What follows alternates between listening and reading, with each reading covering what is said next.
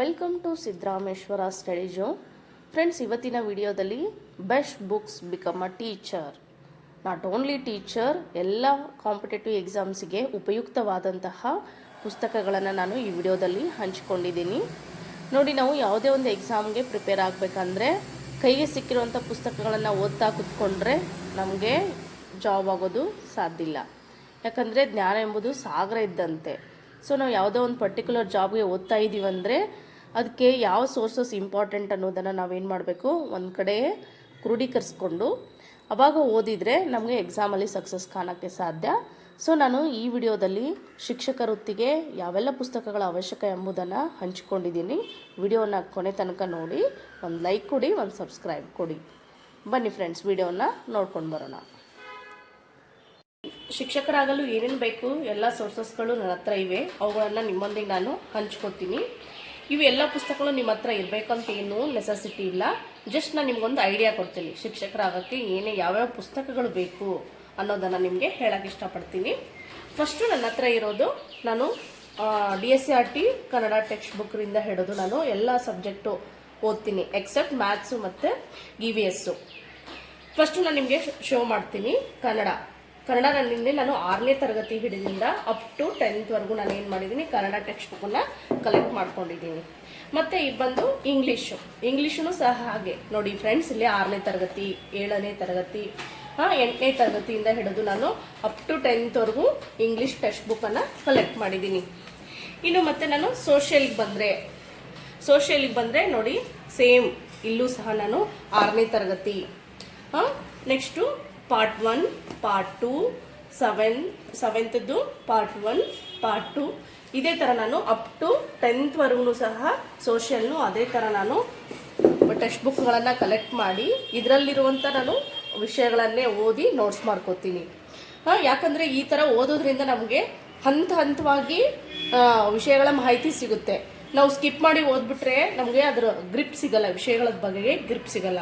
ಅದಕ್ಕೋಸ್ಕರ ನಾವು ಏನು ಮಾಡಬೇಕು, 6th ಹಿಡಿದು ಅಪ್ ಟು 10th ಎಲ್ಲ ಸಿವಿಕ್ಸು ಮತ್ತು ಭೂಗೋಳಶಾಸ್ತ್ರ ಎಲ್ಲವನ್ನೂ ಸಹ ಚೆನ್ನಾಗಿ ಕೊಟ್ಟಿದ್ದಾರೆ.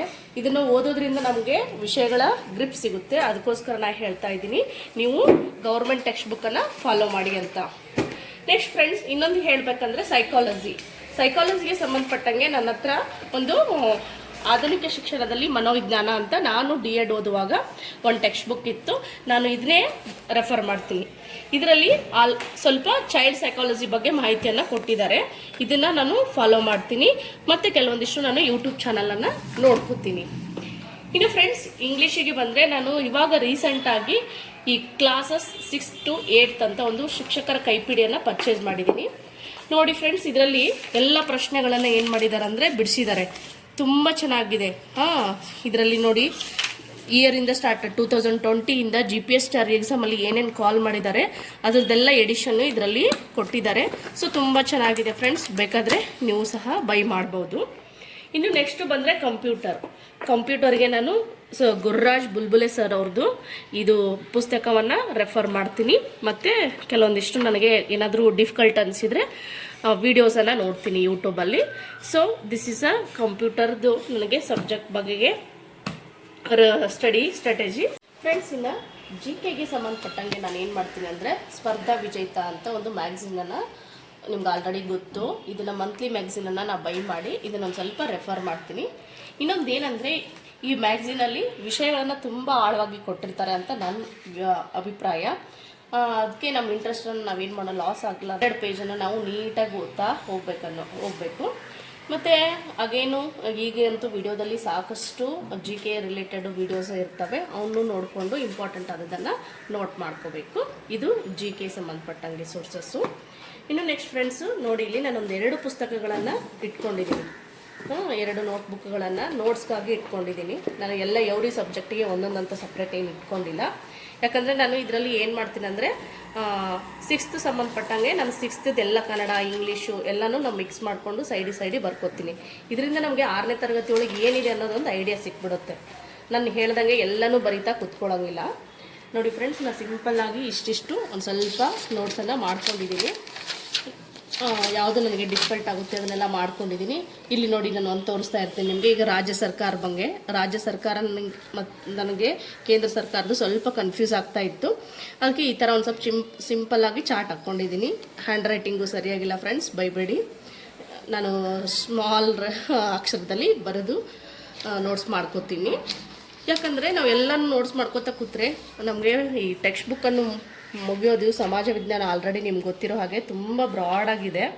ಅದನ್ನು ಮಾಡ್ಕೋತಾ ಕೂತ್ರೆ ಒಂದು ವರ್ಷವೂ ಸಾಲಲ್ಲ. ಅದಕ್ಕೋಸ್ಕರ ಯಾವುದು ಡಿಫಿಕಲ್ಟ್ ಆಗುತ್ತೆ ಅದನ್ನು ಮಾತ್ರ ನಾವೇನು ಮಾಡ್ಕೋಬೇಕು, ನೋಟ್ಸ್ ಮಾಡ್ಕೋಬೇಕು ಅಂತ ನನ್ನ ಅಭಿಪ್ರಾಯ. ಸೊ ಫ್ರೆಂಡ್ಸ್, ದಿಸ್ ಈಸ್ ಒಬ್ಬ ಶಿಕ್ಷಕರಾಗಲು ಬೇಕಾಗುವಂಥ ಕನಿಷ್ಠ ಸೋರ್ಸಸ್ಗಳಿವು.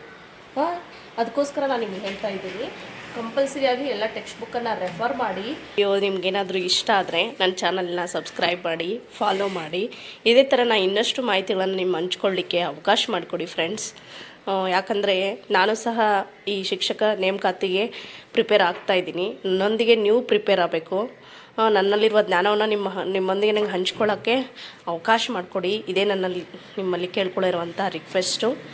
ನಿಮ್ಗೇನಾದರೂ ಇನ್ನೂ ಹೆಚ್ಚಿನ ಮಾಹಿತಿ ಬೇಕಾದಾದರೆ ನನಗೆ ಕಮೆಂಟ್ ಸೆಕ್ಷನಲ್ಲಿ ತಿಳಿಸಿ, ನಾನು ಉತ್ತರಿಸಲಿಕ್ಕೆ ಪ್ರಯತ್ನ ಮಾಡ್ತೀನಿ ಫ್ರೆಂಡ್ಸ್.